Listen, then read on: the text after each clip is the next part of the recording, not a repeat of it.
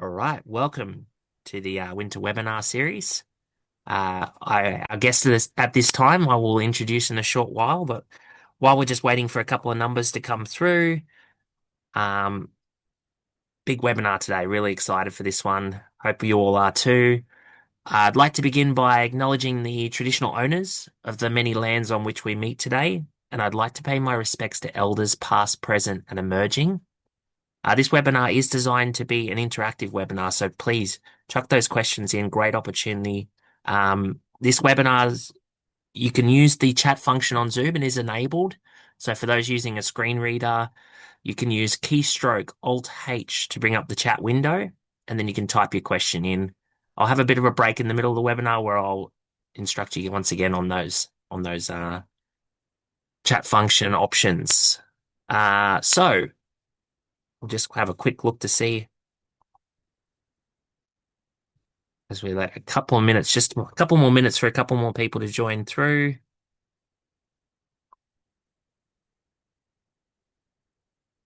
All right. So, our guest at this time is a pioneer in her field, a trailblazer, if you will. She's a businesswoman, an activist behind the Valuable 500, the world's largest CEO collective and business move for disability inclusion. Since launching the movement at the World Economic Forum's Davos Summit in 2019, she's signed up 500 multinational organizations with a combined revenue of over 8 trillion, employing 20 million people worldwide to radically transform the business system. This membership includes 36 of the FTSE 100 companies, 46 of the Fortune 500, and 28 of the Nikkei. She sits on several diversity inclusion boards, including L'Oreal, Sanofi, and Sky. She's a TEDx speaker, a Soka Fellow, Eisenhower Fellow, a past advisor for the Clinton Global Initiative, a one young world counselor, and a young global leader of the World Economic Forum, to name only a couple of her accolades. Uh, Plus, she's just a really nice person. So, thank you so much for joining us, Carolyn. We really, really appreciate your time. Oh, thank you for having me. And like, can I just say, I hate when that bio is read out. It's like, really? Listen, the most important thing anybody needs to know about me is I'm a badass troublemaker. And for anybody who, like myself, has low vision, I'm just going to describe what I look like. I'm dialing in from Ireland, from Dublin, Ireland. It's just coming up to midnight. We're having a heat wave here in Ireland, which is hilarious. So it's about 30 degrees. I have a very shiny head. I have blonde hair, very pale skin, as I have ocular albinism, big black rimmed glasses, and I'm wearing a really ridiculous top, which is green and blue earrings. So that's me. Amazing. Thank you, Carolyn. I did promise in the waiting room I wouldn't be I wouldn't have too many of these blush-worthy moments, all right? So I will I won't go too much into that. But uh look, it's known to you. I and many of our sort of listeners have followed your career for some time. For those who haven't joined or who have joined us who might not be so familiar, can you tell us a little bit about your upbringing and what led you on this crusade to improve the lives of people with disability? Well, I think everybody always thinks I had plans. I never had plans. I'm 53 years old now, so I think we need to really know the fact that I'm none of these young global leaders and whatever. Um, the most important thing people have been surprised about my story is that I was diagnosed with a genetic condition, ocular albinism, at 6 months. Um, However, my parents, when they were deciding what school that I might go to, is they decided to send me to a mainstream school and not disclose to me about my eye condition. And my eye condition means I have myopia, like lots of little kids have myopia, right? So this is why I wear my glasses. But with my glasses, I'm registered blind. So, but I have about a half a foot vision, which is like very blurry, like it's like Vaseline after the glasses. But my parents decided not to disclose to me. and they sent me to mainstream school and never told me that I was any different to any child that had short-sightedness. And so I went through all of my years at school thinking that I was the same as most other kids, never been able to hit a ball ever, walked into doors and walls all over the place. Um, Definitely knew I was different, but I guess when you're growing up is it's hard, right? So, and then at 17 years old, I was to discover because I had all these dreams as a child. I was saying to Jordan before we started the webinar, I'm obsessed with wide spaces and I'm obsessed with being free. Um, and I had dreams when I was a kid to be Mowgli from the Jungle Book, and I wanted to race cars and motorbikes. So my parents gave me a driving lesson for my 17th birthday. And that's when I discovered that I had that rare condition and that I should never have been cycling a bicycle. I would not be certainly not racing cars in the normal sense. And that actually in Ireland I had I'm using air quotes disability. So that's sort of how I kind of fell into the world. And when I was told about this condition, I had no context to it. I didn't understand it. You know, you got to remember I had grown up like this. My sister also has ocular albinism, but she was brought up with it. So I looked after my little sister. I never knew that I was any different, and it was very strange. So at 17, I didn't understand what that meant. I didn't understand what that condition meant. I didn't understand what disability meant. And I just wanted to get on and live my life. So it was that's sort of how I tumbled into the world. Yeah, and look at as you pointed out, our audience is made up of people with different eye conditions. M Most of them would have grown up with it, or most of them would have understood or would have been told rather early on in the piece. It's an interesting sort of interesting play, not disclosing to you. Did you exceed in school, or was it something that you kind of struggled a bit through? Yeah, I think that there's always a big question in over the 25 years I've been an activist. I mean, can you believe it? I mean, quarter century I've been an activist. Um, did I exceed in school? I don't know for anybody else out there who lives with low vision or blindness. Every single day of our lives, we have to hack a solution every single second and moment because the world isn't designed for us, right? So I think what my parents instilled in me was an attitude to not accept no and not make excuses. So I mean, I was never sort of allowed out or to excuse myself out, and that maybe helped me get through school. So I want to be clear, I got through school. Um, did I exceed? I mean, I academically did well, not brilliantly, but well. Yeah, I was bullied. yeah, yeah, Um, I definitely felt different. And with albinism, I've very, very blue skin. I mean, I'm Irish, like so the Irish are very pale anyway, right? But I'm blue. Um, but yeah, I was awkward. I was awkward. I'm very intuitive. I was very intuitive as a child, very sensitive. Was school my happiest time? No, honestly, I couldn't say that school was my happiest part of my life. I'm a recovering people pleaser. So, it was, I think when I discovered at 17 that I had this eye condition, did it make sense? In a way, it made sense, but it didn't land with me. yeah, It's taken a very, very long time to yeah. understand. Yeah. Yeah, Look, I having always felt inadequate actually. yeah, look, and having sort of had the privilege of speaking to quite a few people from different walks of life, different landscapes, different worlds. They often speak about one that springs to mind, a lady by the name of Wanda, who's a astronomer, astrologist, sorry. Oh, no, astrophysicist, sorry. Sorry, Um, first of all, the name Wanda and anything Astro sounds yeah, incredible. yeah. Well, All the she things. has found a way to turn data from satellites into sound so she can read it. But she often talks about being able to, yeah, growing up in Puerto Rico, she was from an not from a wealthy family, and she had to make a lot of her own tech to kind of survive because she had no funds to kind of pay for a lot of stuff that can traditionally get used with people with low vision. Do you feel like those sort of formative years kind of, well, you've already sort of touched on they kind of benefited you building some skills and for for your work at the well, your work over the last 25 years. Would No, you look at say that the, those particular skills are still quite prevalent, or as you said, they're kind of grown over time?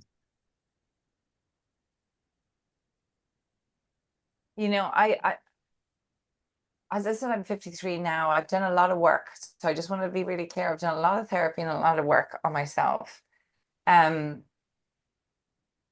I had a very, very complex family. Yeah, Um, and so when people look at the TED Talk and they hear the TED Talk, they only see one side of my life. yeah, And nobody can know anyone's life. We come in layers. All of us as humans, we come in so much multiple layers. And I would say I come from a family where there was significant mental health and addiction. And, I truly believe my parents would probably have told me about my sight much earlier, but there was just so much going on in our family. So your question about the skills I learned to how to adapt. I had to. I learned how to make the most of things, to always to be able to find a solution. You know, I'm, I am badass. Like there is a badass nature in me. I've learned how to connect with people, to understand how to read a room, and that's very important in the work that I do today. I've I've understood that no matter when things seem so broken and so dark and so impossible, that you can find a way through. What I will say on the maybe the negative side of it, because I have been so in my younger years, I just didn't even ever know how to ask for help. I was so used to being self-reliant and you know that was the reverse side of it. So that's something I've had to learn as I've grown older. So in some ways, my strength was my greatest weakness, if that makes sense. yeah, Um, and it has been no doubt as an activist in the space of disability inclusion, and now as the president of the International Agency for the Prevention of Blindness globally, and we're just about to launch a 4-year campaign. Like when you do activism, you kind of have to have that spirit in you. You really got to have that that kind of wounded warrior. yeah, But I do think we don't take care of ourselves so well. And that's yeah. something I've had to learn as I got older. Thank you for being so candid. I'm sure our listeners will get a lot out of that. Um, so you entered the workforce after school. You've obviously just found out that you had a vision loss. Uh, what field did you enter into? Yeah, well, this is so hilarious because I told you I wanted to go into wild open spaces and be an adventurer and a cowgirl and whatever, Mowgli from the Jungle Book. So I went in and I became an archaeologist. And like, listen, with a half a foot vision, that's probably and certainly not in the 1990s. It's very different now. The world is different. And I wanted to excavate. So I did classics and archaeology and I left university and I excavated for actually 6, 7 months, I think it was. And then I got fired because I couldn't see what I was doing. And I Right. came to Australia. And Yeah. I started a world trip, which 11 of those months was in Australia. And I think that was the time that I started to realize, because I wasn't telling anybody, and I did not disclose my sight, my low vision. I Yeah. never spoke about it. So yeah, I came to Australia and tried to find my way, if that makes sense. And then it took me quite some time. I didn't then go back into I came back from Australia and I was a landscape gardener and I was a masseuse and then I went back to business school. And then I ended up as a management consultant. Nothing with me is straightforward in Jordan. Nothing. I go about the world in a sort of okay, everybody thinks I had a plan. I never had a plan. Never had a plan at all. So yeah, it took me a while after Australia. I mean, I thought in Australia, I thought I could fly. I found it very hard to leave and come home. But I came home and I ended up in Accenture when I was about 27 years old after doing a master's in business. Right. Accenture, that's quite a lucrative company, I imagine. Were you quite high Yeah. up in that field, or did you just kind of entry level? What were you? Where did you end up, or how No, did you it's a end up? great question. I No, I went back and I did a business master's. I kind of did a transfer from an arts degree to business and did a master's. And I went in on a graduate program. I never disclosed my sight loss. Right. And when I did my master's, I registered blind because I wanted the money for the free bus pass or Yeah. the Yeah. free travel pass. Um, yeah, so I never disclosed to anybody. I went in as a manager consultant on change management, which is looking at how do companies go through transformational change. No, I went in right at the very beginning and yeah, was there for 3 years before I disclosed my sight loss. So, bearing in mind you've already sort of touched on some of your strengths can be also your biggest weaknesses. You've gone into Accenture as business management, dealing with other organizations looking to deal with change, I'm guessing. Once again, not a plan, but a bit of an entry level into where you are now. Would I be correct in saying as much? You know, if you do look back on my life, it looks like I had the greatest plan Looks like you had a because fantastic plan. It almost looks like a staircase. But knowing no, you, I know that that's no. not the case. But yeah, No, when you think about the work I did with the Valuable 500 in business, everything I was demanding of them was for transformational change. yeah, And actually, what I did in Accenture and what I did in my business masters really was diagnosing how organizations can change and how the human being can be at the center of that change. I mean, even when I was a child, I worked in my father's factory. Can you believe this? As a kid at 14, and he taught me how to look at quality assurance and yeah. how you have to build standards into business. And everything that I have done in the 25 years of disability activism has all been based on the things that I learned from my father and the things I learned in Accenture. But it was not a plan. It was not a plan, but it was essential to what I was eventually going to end up doing. So we've got a question here from Christy. She's wanting to know how did you manage with the software at university? Christy, I'd love to tell you I managed with the software, but I didn't. I didn't ask for help. I didn't ask for help, and that was my biggest problem. I I didn't know how. You must remember I never spoke about it really, and therefore I didn't know what help was available. And it was only when I was in Accenture for 2.5 years that I couldn't anymore pretend. I mean, I was still doing really well, don't I was achieving, but I was achieving despite my sight. I was literally doing anything to distract anybody, going, "No, don't notice I can't see very well." So it wasn't until I was 28. And that's a very hard thing for me to admit. And when I think now and I think of all of the younger people who have come after me, and I think I made my life so difficult. And I watch people who acquire sight loss as they get older and they don't know how to speak about it and they hide it. And I have no right to tell anybody how to handle their vision because I hid mine for so long. But if all I had ever done was to reach out and say, what can you do to help? I would have even known there was software there, but I didn't know, Christy. I had no idea. I didn't ask. So you've sort of touched on your 28. You know, for the lack of a better term, you've had a bit of a mic drop moment. Yeah, I Um, thought I might drop. it's it's the best terminology I can really come up with at this particular point in time for such a complicated thing. Yeah, so I'm guessing, was there something that sort of tipped you over at that particular point in time, or was it just a culmination of just, as you said, just turning a blind eye to, you know, that you had some sight loss? That wasn't an intentional pun. My apologies.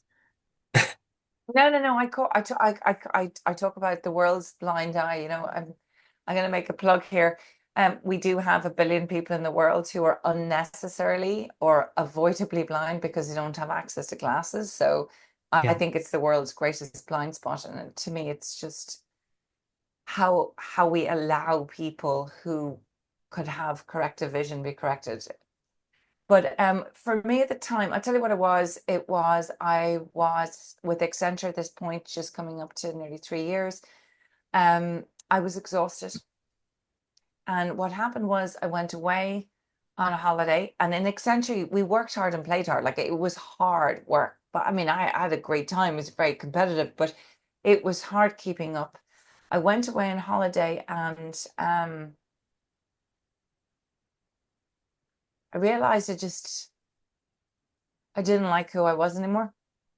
yeah, I was exhausting myself pretending, right? So, there's a beautiful quote, and I'm known to say this, so I'm repeating myself, but it's Maya Angelou's quote, and I just don't want to not give her credit for that quote because she says there's no greater agony than an untold story inside yourself.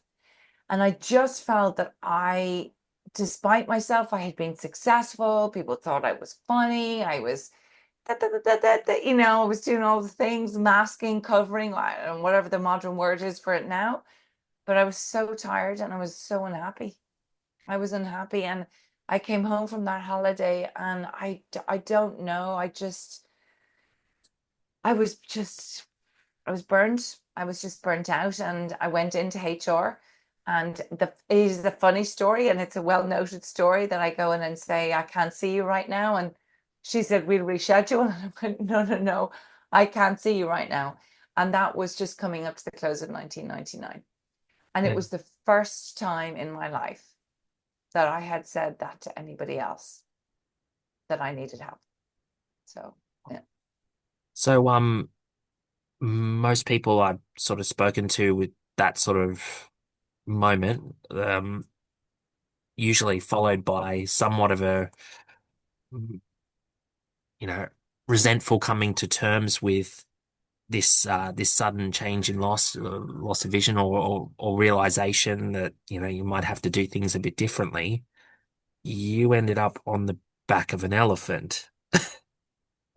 Well, I did tell you I wanted to become Mowgli from the Jungle Book. I was 17 and I wanted to be a cowgirl and I wanted to race cars and motorbikes, which is extraordinary. Now I can, face into the screen and say I've done all three, which is an amazing thing. But I only could do all three when I chose to accept fully my sight.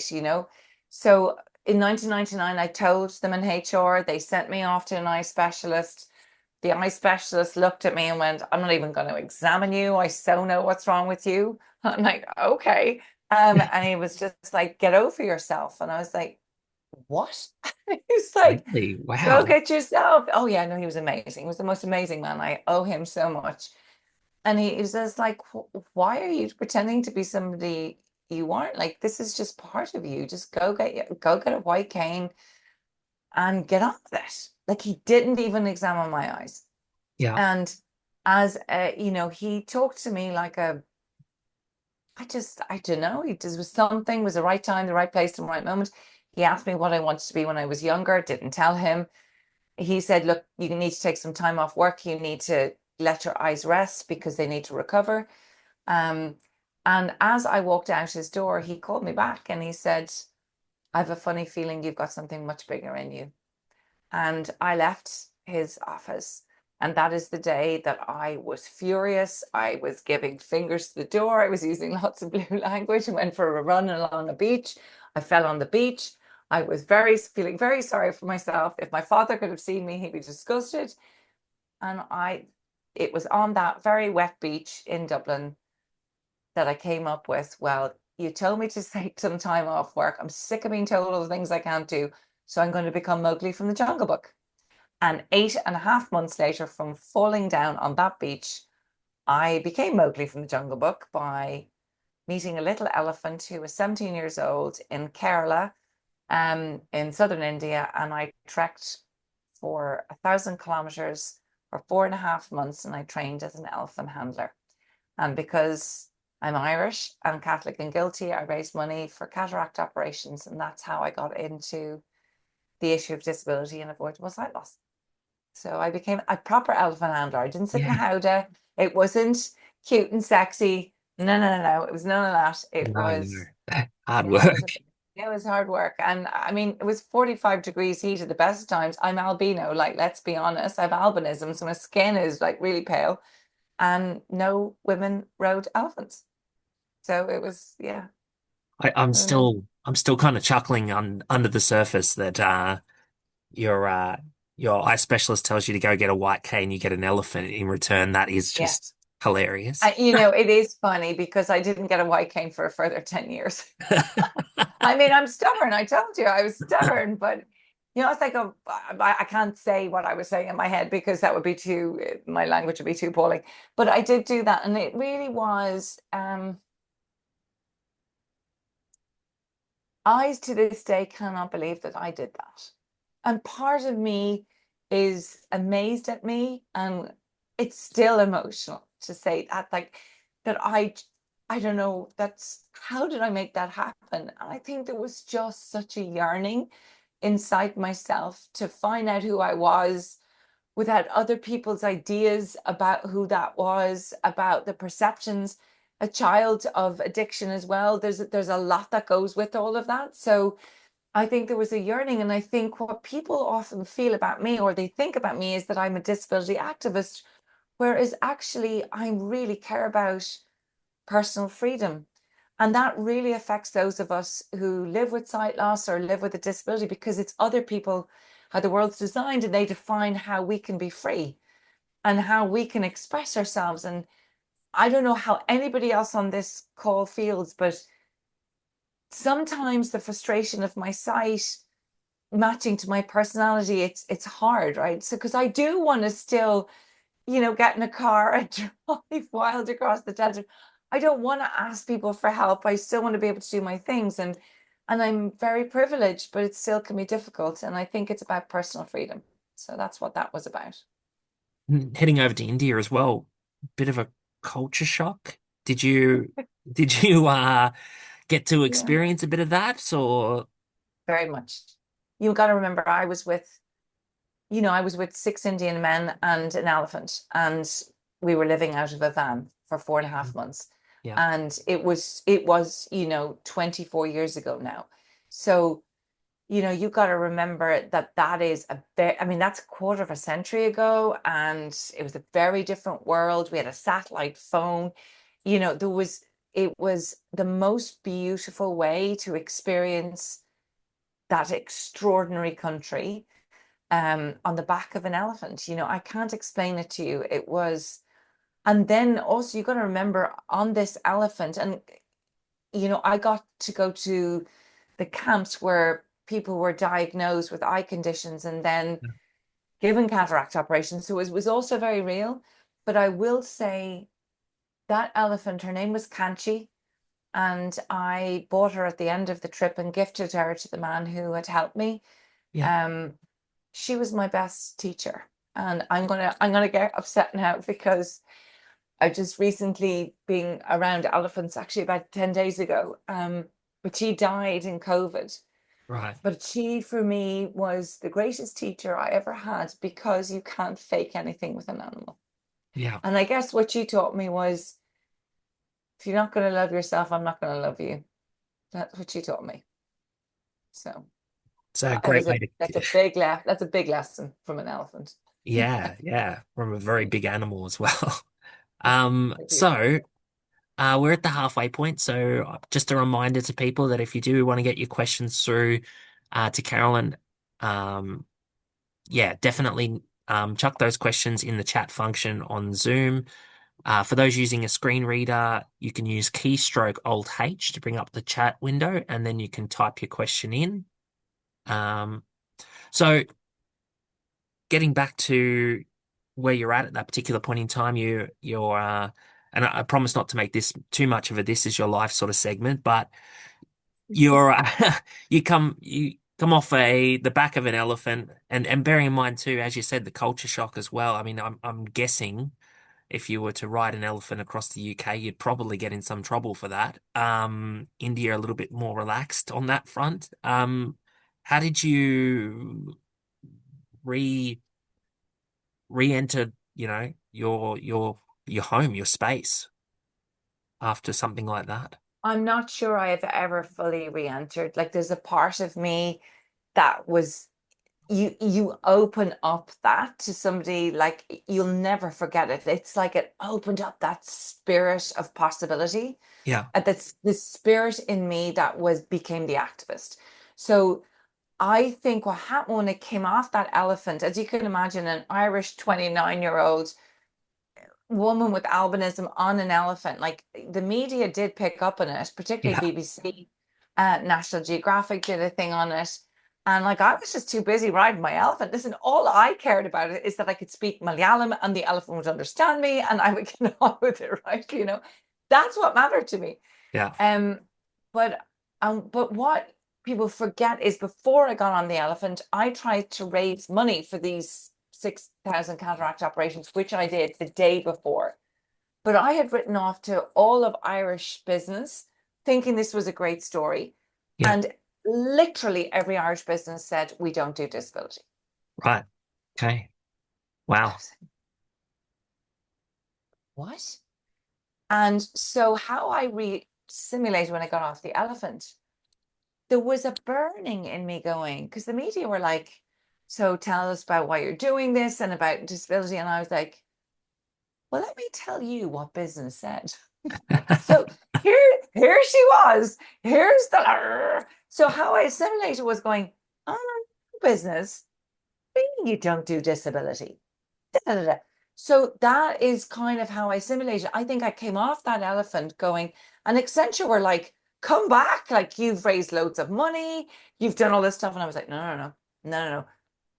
I contributed to the problem of the global inequality crisis and discrimination of disability because I didn't own my own. And I didn't own my own disability because what was that the world felt about it? Or what does that mean that we're less than? Or there's a deficit model. And I think I had a sort of sense of atonement and also, oh, no, this is not okay. And that is what happened, Jordan. I literally came off the elephant and I became an activist. There wasn't a beat that I didn't think about it. It was like, nope, I am fixing this. This is something I want to be part of. This is something I want to be part of changing.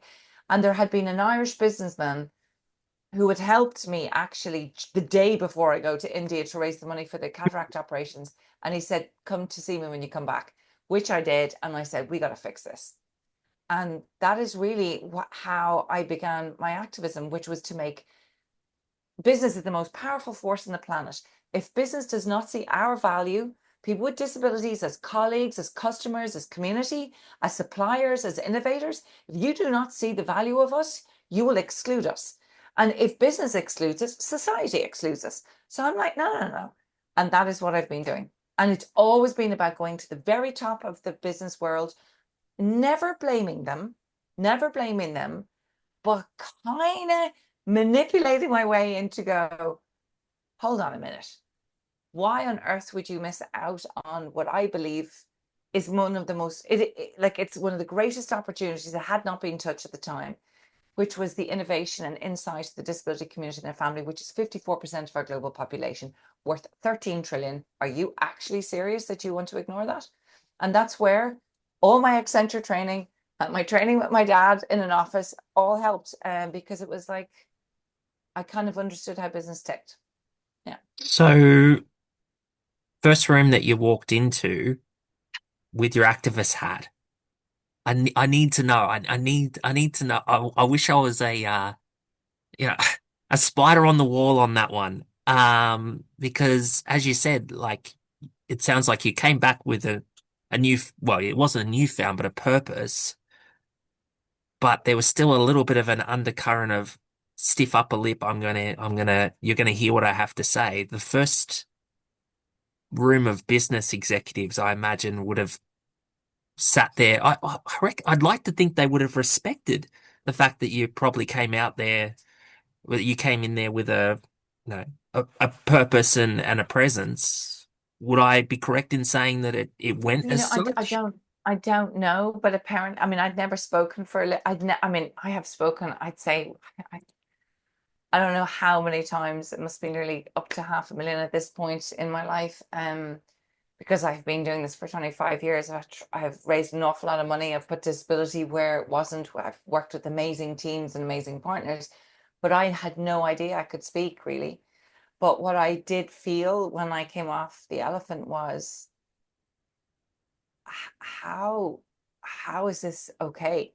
And I think my desire to have personal freedom became about the freedom of anybody else. And I never wanted somebody to feel they were less than. And that became a very, very big driver, which I believe was compelling. I can't say I don't know. All I know is that people didn't want to deal with disability in business when I first began, but I just wouldn't go away and I would find different ways and solutions and programs. I had one thing I pass on as a piece of learned wisdom is you can't change the whole world, but if you find one very powerful person who's got lots of friends, that helps. And that's what I did actually. I found one or two very powerful people who believed in what I was trying to do when everybody else said I was not able to do it. And through them, I was able to sort of build momentum. But I mean, I think I've heard people describe me with adjectives. Some of them are good and some of them are not good. But I think most people would say that I've always worked with my heart. Like whether you like me or you don't like me, I certainly operate from my heart more than my head, always. And look, you have to think, well, I have to think, I should say, that the people that you did find, and as you pointed out, sometimes it can be about finding your people, because they do become your people. Um, the fact that they'd speak to their friends, but then also not make a big song and dance um about what they were doing and letting you sort of strive ahead as well. I think that kind of says volumes about somebody when they're making a song and dance about all that they're doing to help in any given, you know, any Yeah, no, I given had sort of very, issue. yeah, I would say that I've been very, very lucky. I have met probably 10 very, very formidable individuals, male and female, Yeah. all of them hugely respected. And so very, very quiet. They're not the people that you would ever see out front, but hugely respected and hugely influential. They're people that a lot of people tried to get to, and I didn't even try to get to them, right? I mean, Paul Poman, who eventually, when I did the Valuable 500, I rode across Colombia on a horse to get to. Okay, that's a little bit of a different story because nobody would let me get to him because I had this track record. When I get in front of people, I generally could get through, right? So we're like, at this point, they're like, keep her away from Paul Poman. He was the CEO of Unilever, but mostly I had people who that that when they said give her some time, that mattered. And that it's very lonely. I will say this, being an activist and doing this work, and it can be exceptionally lonely. I've had to remortgage my house. I have had wins. I've opened companies, failed companies, dropped companies, spoken on stages, won loads of awards. But the hardest part of all of this, it can be very lonely. Um, and so when one person who has that influence believes in you, that it's worth millions. I can promise you it's worth millions. And you sort of, I, the impression I get as well from yourself, and as you said, you speak from your heart, and that's endearing. But that's also, I would say, in a boardroom, it can cause people to slide down in their chairs a little bit as well. Um, I think Yeah, I mean, it's look, genuine and you not coming across as being preachy though. oh God, no, no, no, no, no. Like, listen, I'm Irish. We don't put up with any bullshit, right? Like, you'll call somebody out for that stuff. So, um, and I think, yeah, look, what I would say, once again, I'm going to give you a quote of somebody that is not mine, but I have lived by it for a long time. So Brené Brown would say, soft front, which is your heart, strong back, which is your strategy. So never underestimate, though I might have a very strong beating heart, but I am a good strategist. I use my brain and I use the business case for what I do a lot. But the other part is the wild heart, and that's ambition. And when you bring something like the valuable 500 together, so just let me explain, that's getting 500 of the world's biggest CEOs. It's not the companies, it's the biggest CEOs. So this is the CEOs of Microsoft and Google and Apple and P&G and Macquarie's and Westpac. These are the biggest CEOs in the world. And to get them to personally, now I mean personally, give me a commitment to look at how disability performance is in their company, make a personal commitment to improve upon it, and give me their signed photograph and signature and post it on a website with a commitment. The only way you're going to ever make that happen is you need to have the heart, which is the heart connects because we're all humans. You have to have the strong back, which is the intelligence behind it and the data and the strategy and the creativity actually. But the wild ambition is something we all have.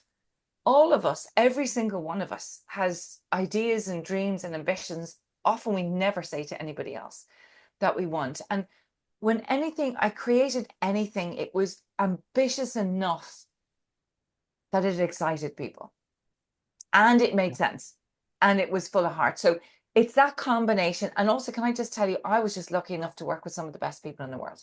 I have been lucky to work with some of the best people in the world. So And look, yeah, it's dreams. You give, I don't know, like you wouldn't even want to know what my next big dream is. So it's like, oh, I and do. yeah, I definitely do, but we'll get to that, yeah. no, but what I'm saying is I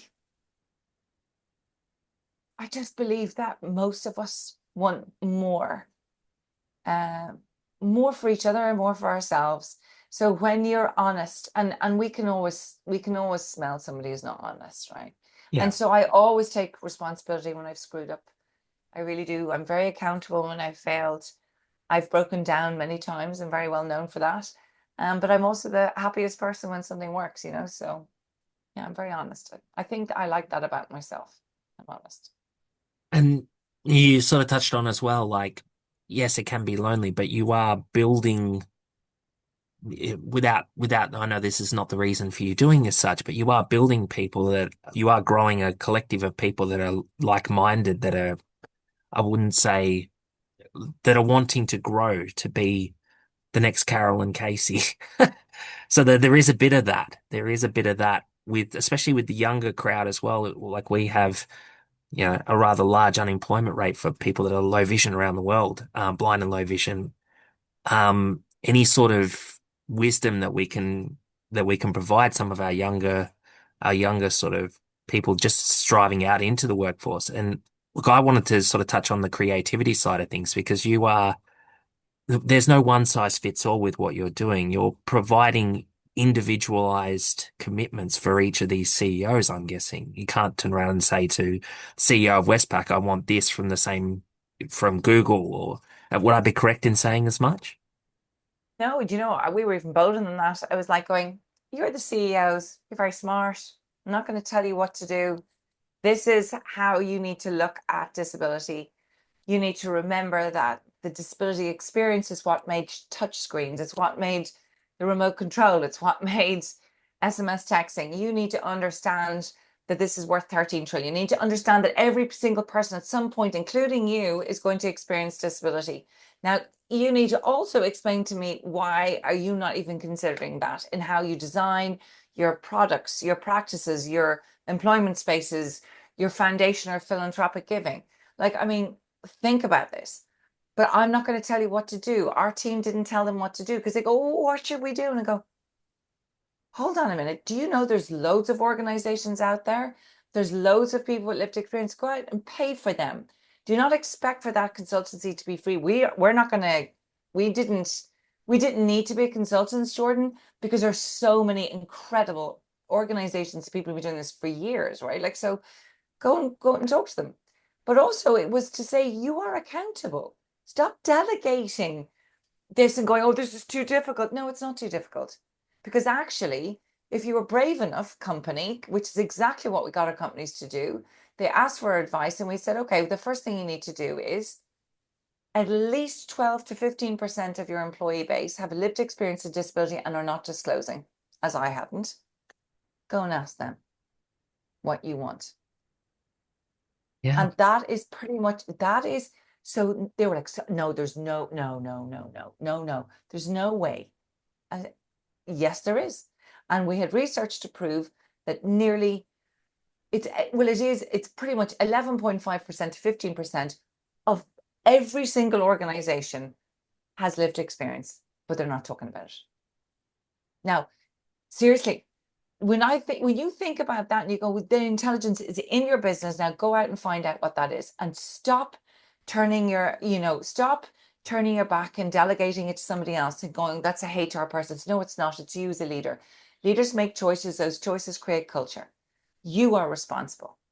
And so when that happens and you bring 500 of them together, each in their own individual way, they create safety in numbers there, or there's competition or there's FOMO, it's really interesting. But also at the end of the day, these were mums and dads or sons and daughters or uncles and aunts. And when you'd say to them, tell me where disability is in your family, it was nearly always 1 to 2 degrees away from them. And you'd say, well, what are you going to do? What are you going to do in this position of 500 of the world's biggest CEOs? What are you going to do to change that? So it's about opening up people's minds. The biggest barrier, Jordan, and I don't know how anybody else would feel on this call, but I would say the biggest barrier that CEOs had was they were so scared of getting it wrong or thinking it wasn't their job. And then when you opened it up, and then I'd say to them, well, I tell you what, why don't you take off your glasses and tell me if you'd be sitting there if you didn't have glasses? And that would be fascinating. It'd be So fascinating to watch them. you've obviously, like, what's some of the outcomes that you can share with our listeners as a result of, this incredibly, I'm gonna say, like, this is not something that you do overnight. Building that sort of trust, that sort of repute, it takes a long time to build and grow that. What's some of the outcomes that you've seen from this work that you've been doing? Well, most importantly, I think one of the things is we broke the CEO silence. Before the Valuable 500 existed, no CEO was speaking about disability. Can you believe that? Yeah. No CEO in the world. And if a CEO is not going to speak about it, nothing's going to happen because CEOs decide where the money goes. The CEOs decide where they're going to invest. That's the CEO. So that's the most important thing I would think. The second thing is that we brought it into space that it had never been in before. Like we brought it onto the international agenda where it hadn't been before in the business part now. I'm talking about the business, not like with the UN CRPD. But I think what I have noticed the most since in the last sort of 25 years, the younger generation are a completely different generation. And it is that younger generation who truly will, with tools in their hands, which we didn't have, social media, digital acceleration, AI, that is going to radically transform. And it is because younger people with disabilities are talking about disability pride. They're demanding, and rightly so, demanding their place in the world. That has been a huge change, a huge change. And yet, when it comes to sight loss, we do not have eye health as part of our primary health care in all of our countries around the world because we don't die Mhm. of sight loss. And that is now the big role that I want to play in the president of the IAPB. That outcome for me is the most important thing, that every single human being on this planet has access to eye health and eye care. It's not to say that every single one of us can have a condition that can be resolved or fixed or whatever, but the idea that we have people going around unnecessarily with low vision or sight loss is to me a disgrace. So it requires the impact I want to see is that what we've done with the private sector and disability, I want to bring that private sector lens into eye health globally. That's what I would like to see happen because it worked in disability. So now let's see if we can make it work with avoidable sight loss. Fantastic. Absolutely fantastic. And look, you touch on as well. It's about the choice and the freedom. There are some people out there that I spoke to a gentleman who had a over in the States who had a eye operation that restored his sight when he'd had none, and he was quite an older man, and he found it very, very challenging to all of a sudden have sight after he'd had no sight for such a period in time. In fact, he said he preferred having no sight in some ways. Um, but it's about that choice and that freedom that people are given the opportunity to choose and be free with what it is that they want to, the life that they want to live. Um, And not have anybody determine what you can and can't do, and there's a laziness still around accessibility, and that's, as far as I'm concerned, I don't understand why we're still having to negotiate for accessibility for vision impaired, for the deaf community, for people with dyslexia. I don't understand why we're still negotiating. How is that? How are we still in this day and age? Why are we not, when we're designing our systems, when we're designing our cities, when we're designing our travel, why are we not bringing the communities of people from a vast array of experiences to design something universally that fits for everybody? And that simply is a decision to be made by leadership. That is leaders of countries, leaders of businesses, leaders of institutions. You do not design products, policies, laws or practices without bringing people to whom it affects. It's just not okay anymore. good point. Good point. We got a question from Christy. For someone who's looking to start up a business, what would be some advice that you could give to someone who's wanting to do that? Okay. Best thing that I can say to you is find somebody else who's done it as well. Also find you definitely need your first believer, the person who's going to believe in you when it gets exhausting, right? That's really, really important. I know that I've started three businesses in my life, and every one of them I was like, out of the bolt. I just went off and I did it, but I always had a one or two people who really believed in me. And what I will say is, I beg you to make sure that you look after yourself. And I say that as I've got older. I think you can pick up, I have probably a quirky sense of humor. I do have a lot of ways in which I need you look after yourself, whether that's you go dancing, whether it's you run, whether it's you meditate, whether it's red wine, whether it's ice cream, I don't care what it is, but you do need to take care of yourself. And particularly, I will say this, I was only talking to with my sister about this yesterday. When you have low vision or you're blind, uh, people don't understand how exhausting it is because we have to operate in a world that's not designed for us. So I really talk about self-care and I really say to you, understand what you're doing. And just because you think it's a good idea doesn't mean it's going to sell. So you just got to go out and test that you got to test it hard with people who will tell you the truth. It's a really important part of what you need to do. And it'd be quite challenging to find people that can be that honest with somebody as well. Like, is there methods to find that person that you can recommend? Like, is there other sort of business Yeah. communities or pages that you might think could Oh benefit? my goodness, yes. I mean, there's so look for I mean, I think I probably what takes up most of my time now as an old lemon is I actually I am one of many, many people who either mentor or help people with startups, but that's as an individual. And then there's lots of things. So first, you read out Ashoka that I'm part of. So I'm an Ashoka fellow. There's things like Echoing Green. That's if you're like a social entrepreneur. But if you're an entrepreneur, there's lots of business startups. Now, what's different when you have a disability? Um, Often we were left out of all of those sort of incubators or accelerators or to start a business because they would never make it accessible for us. That has changed now. And actually, weirdly, having a disability, if you advocate for it in the correct or in a positive way or an empowering way, I actually believe it's a real segue into getting onto some of those programs because I think so traditionally we've been left out that there's a real, I think, desire to ensure that people who have different lived experiences are getting into those programs. Amazing. Thank you so much, Carolyn.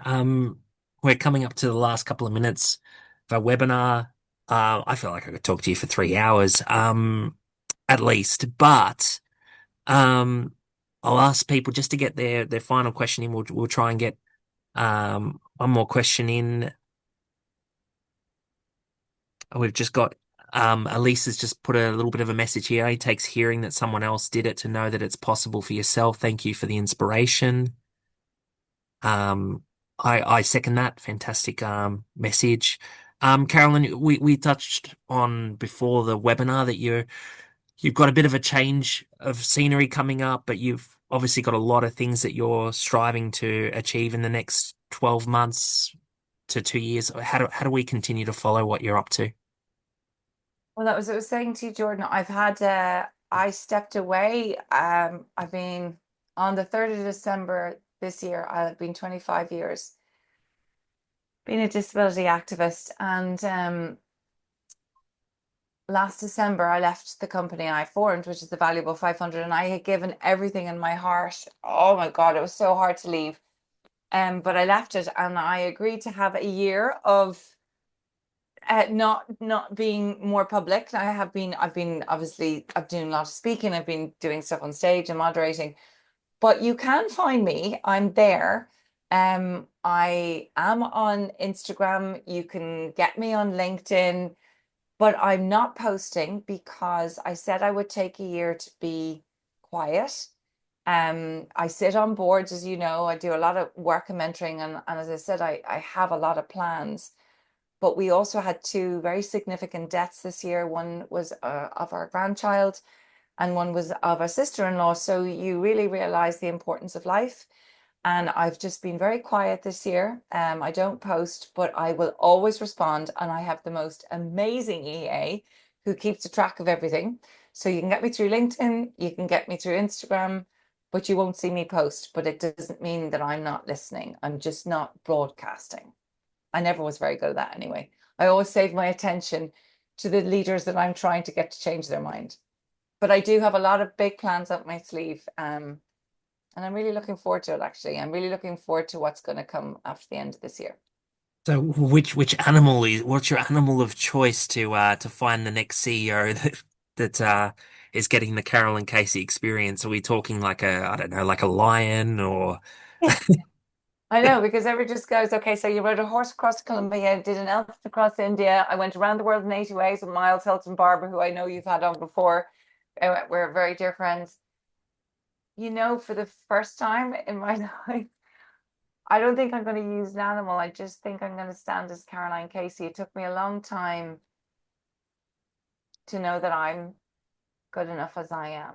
It's not what I do, but who I am. And maybe I don't need always to be riding horses and, dinosaurs across the world, but maybe just to stand in my own big soft power. And that's very much part of what I'm trying to do for the next stage of my life.